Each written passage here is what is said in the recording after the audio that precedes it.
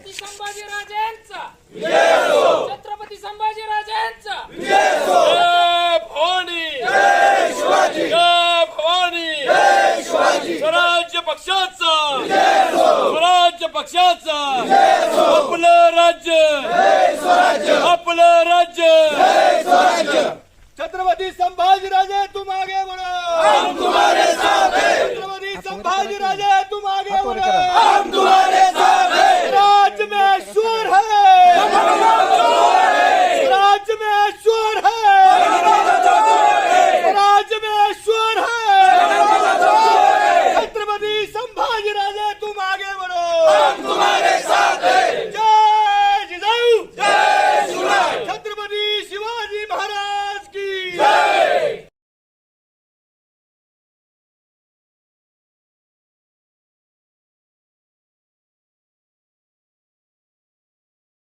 मी महेश गवळी, जिल्हा प्रमुख स्वराज्य पक्ष धाराशिव. आज तुळजापूर येथे धाराशिव जिल्ह्याच्या सर्व पदाधिकारी व कार्यकर्ते तसेच सोलापूर जिल्ह्याचे सर्व पदाधिकारी व कार्यकर्ते स्वराज्य पक्ष स्वराज्य संघटना यांची संयुक्त बैठक आम्ही तुळजापूरला आयोजित केली होती.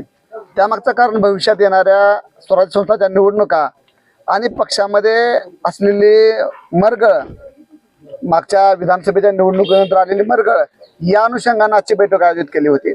आणि त्याच अनुषंगाने या बैठकीमध्ये चर्चा आणि संवाद झाला. कार्यकर्त्याचं म्हणणं ऐकून घेतलं गेलं आणि हे सगळं म्हणणं किंवा या सगळ्या गोष्टी छत्रपती संभाजी महाराजांपर्यंत आम्ही आज या ठिकाणी पुढे ठेवणार आहोत.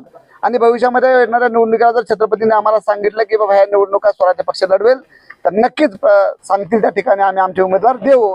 आणि नाही जर त्यांनी लढवायचं ठरवलं तर जे संभाजीराजे आदेश देतील त्यांच्याशी आम्ही प्रामाणिक, त्यांच्याशी इमान्या इतबारी राज्यासोबत कायमस्वरूपी काम करण्यास तयार आहोत. गावोगावी सुद्धा ज्या ज्या सक्षम जिल्हा परिषद असतील, पंचायत समिती असतील, या ठिकाणी तयारी झाली आहे.